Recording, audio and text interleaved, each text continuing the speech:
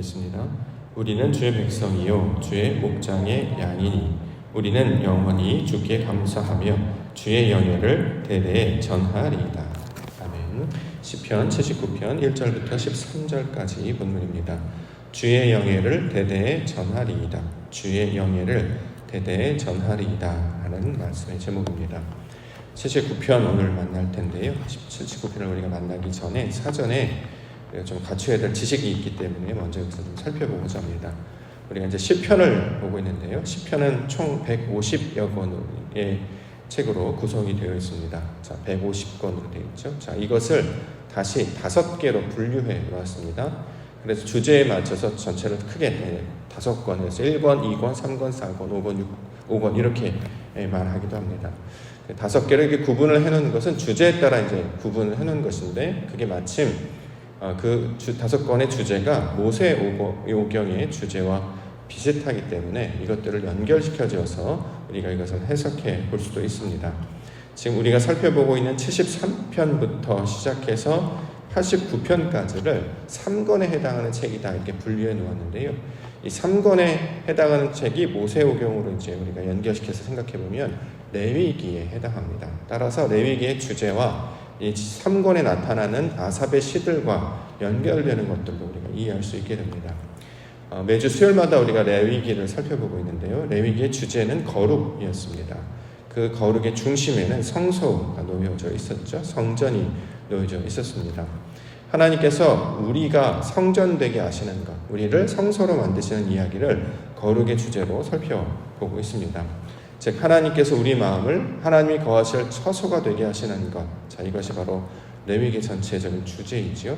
자, 이 주제를 그대로 가지고 와서 시편 3권에 해당하는 이 73편부터 시작하는 쭉 내용들로 우리가 이것을 적용시켜 보아도 이 내용들을 우리가 이해할 수 있게 됩니다. 오늘 본문의 79편을 보고 있는데요. 자, 79편의 제목부터 우리가 이제 살펴본다고 하면 아삽의 시라고 이제 기록이 되어 있죠.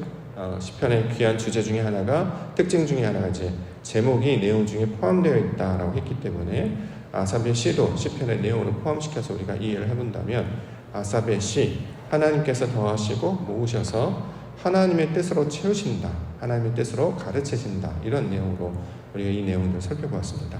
그러므로 이 내용을 거룩과 성소의 개념과 연결시켜 우리가 생각해 볼 수 있게 되는 거죠.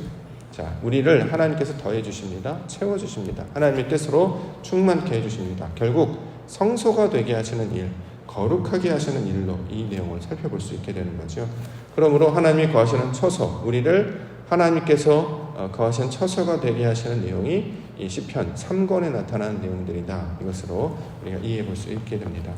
자, 그러면 이제 우리가 구절들도 이제 풀어줄 수 있을 텐데요. 13절부터 먼저 보도록 하겠습니다.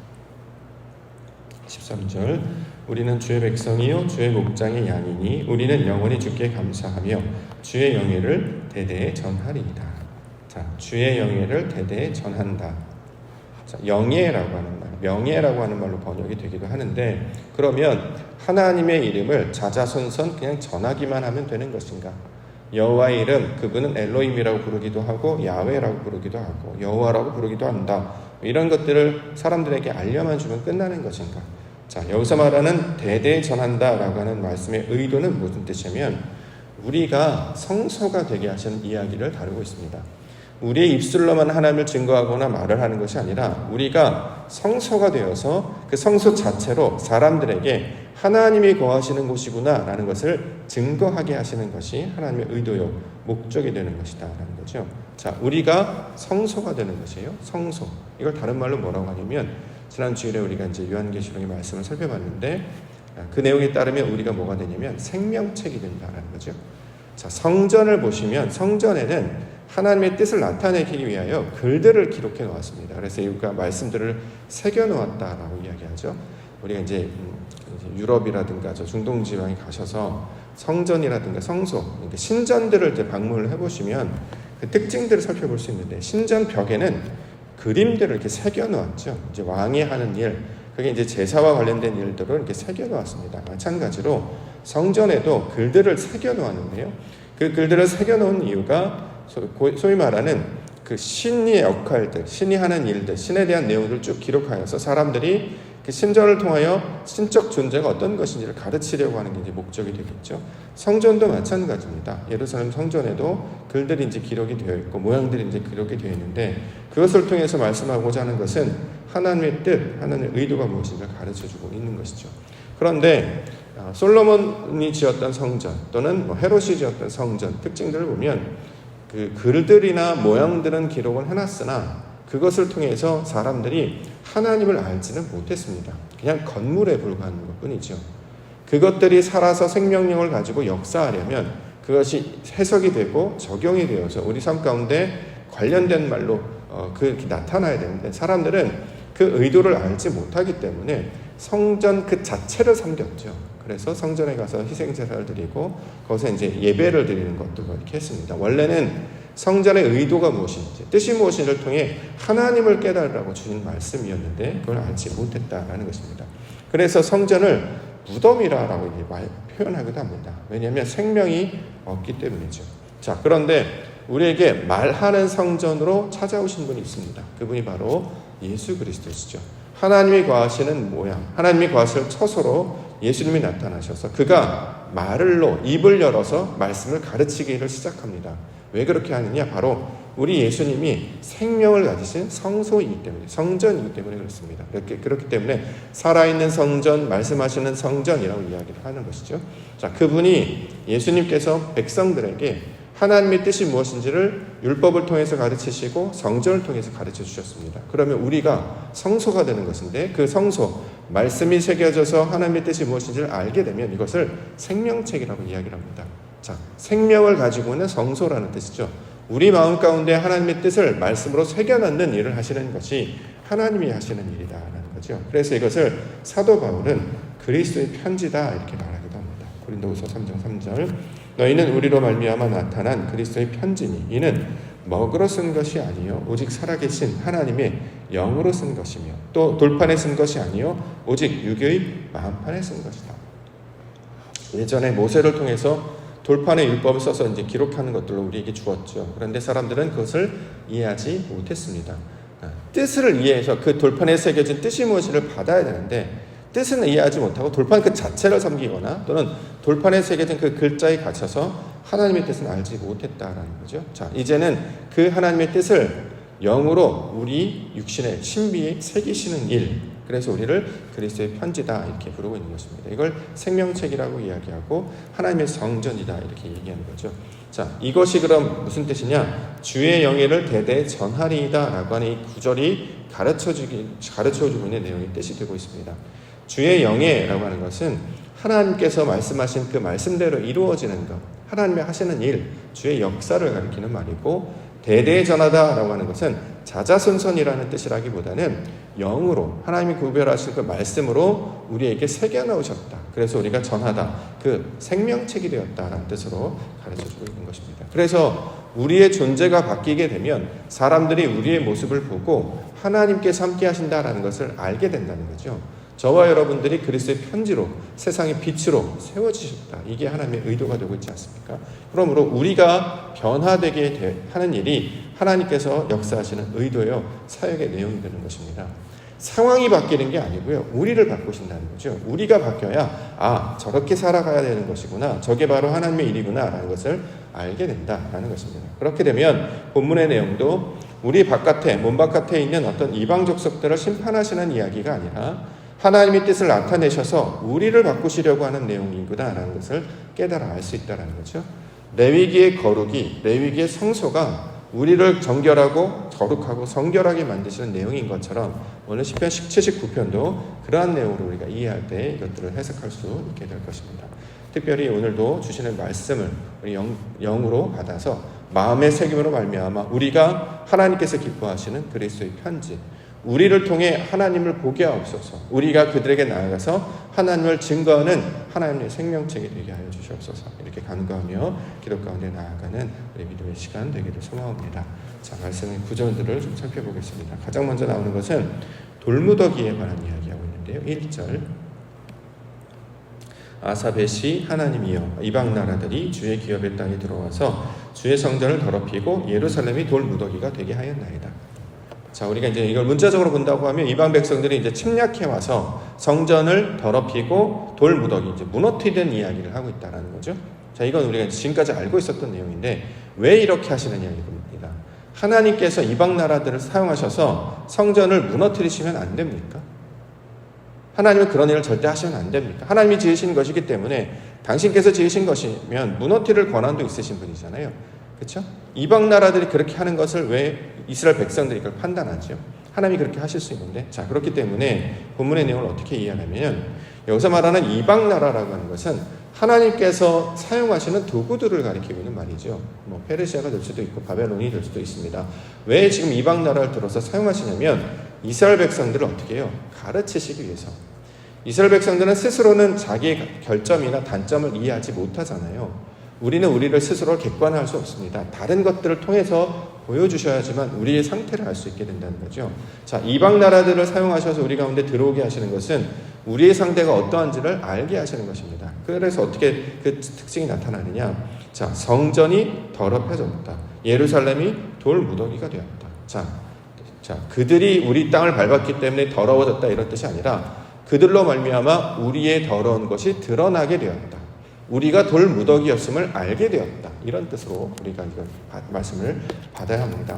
왜냐하면 이걸 우리가 이제 진리로 봤기 때문인데요. 자, 이방 나라들 우리 땅에 들어왔어요. 들어올 수 있죠. 왜? 그럼 안 됩니까? 하나님이 하시는 일은 우리를 바꾸시려고 하는 의도신데요. 근데 우리는 스스로 깨닫지 못하니까 상황이나 다른 사람이나 여러 가지 도구들을 통해서 우리를 가르치셔야 한다는 거죠. 그래서 뭘 가르치냐? 우리가 더러운 존재였다. 자, 이방 나라들이 들어왔습니다. 왜 들어왔을까요? 우리가 지금 현재 정결하지 못하다라는 거죠. 이게 이제 보통 사사기에 많이 등장하는데 사사기의 내용들을 살펴보면 이방 백성들이 침략하는 이유는 이스라엘 백성들이 죄 가운데 놓여져 있었기 때문이었다라는 거죠. 이방 민족들이 문제가 아니라 우리가 죄악에 오염이 되어 있기 때문에 그 오염되어 있던 죄악들을 다스리기 위하여서 멍덩이로 막대기로 다스리시고 가르치시려고 행하시는 분이 하나님이었음을 말씀하고 있는 것입니다. 자, 이방 백성들이 나타나면 무엇을 깨달아야 되느냐? 우리가 더럽혀져 있는 상태구나. 따라서 우리를 정결하게 하시려는 하나님의 의도이구나. 이것을 이제 살펴봐야 될 것이고요. 돌무더기에 관한 이야기는 우리가 생명력이 있는 땅인 줄 알았는데 돌무더기에 불과했다라는 거죠. 신약에 따르면 돌밭과 다름이 없었다라는 것입니다. 석천의 땅에 옥토라는 이름을 통해 교회를 세워주셨어요. 그럼 옥토가 되어야 되죠. 근데 아직도 석천, 돌무더기로 그대로 남아있다는 뜻입니다. 황폐한 땅이었다는 거죠. 말씀의 씨앗을 뿌렸으나 뿌리가 없어서 뿌리가 얕아서 자리를 잡지 못함으로 말미암아 열매를 맺지 못하는 땅과 똑같아졌다는 거죠. 그거를 이방 백성, 하나님이 보내시는 선지자, 하나님이 보내시는 하나님의 말씀, 하나님이 보내시는 어떤 사건을 통해 깨닫게 된다는 것입니다. 교회가 바로 이제 그런 일들을 깨달으라고 주시는 말씀이 된다는 것이죠.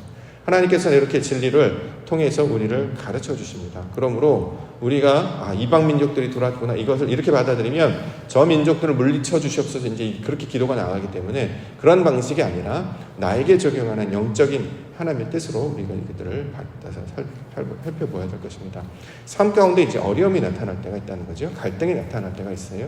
이때 이것을 어떻게 풀어야 되는 것인가? 하나님의 의도가 늘 숨겨져 있음을 우리는 반드시 바라야 합니다.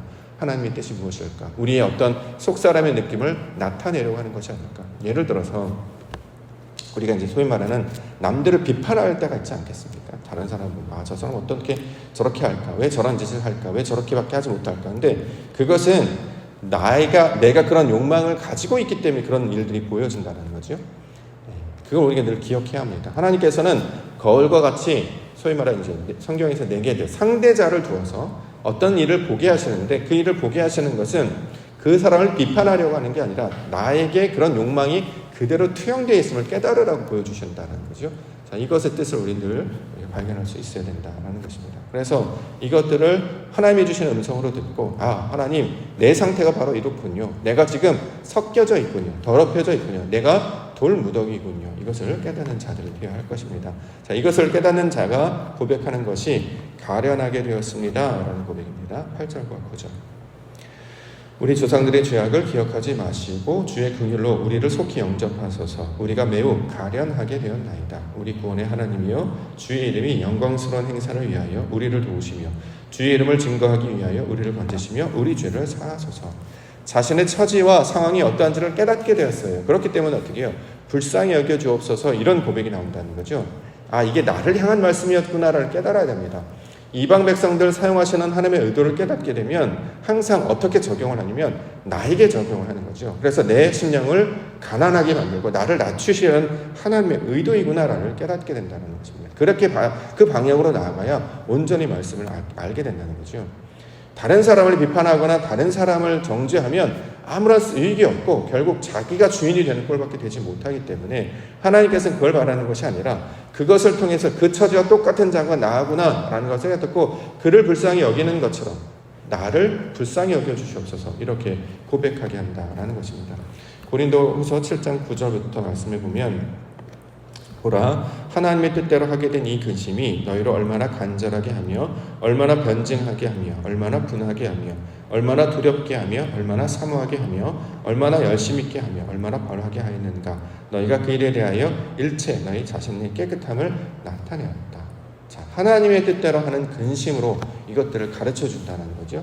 세상에 나타나는 것들을 하나님의 뜻대로 이걸 받아서 나에게 적용하고 주여 나를 불쌍히 여겨 주시옵소서, 이렇게 나아가는 것이 신앙의 모습을 기억하고 항상 자신을 낮추고 나를 가난하게 만드시는 하나님의 의도를 우리가 붙잡고 기도 가운데 나아가야 할 것입니다.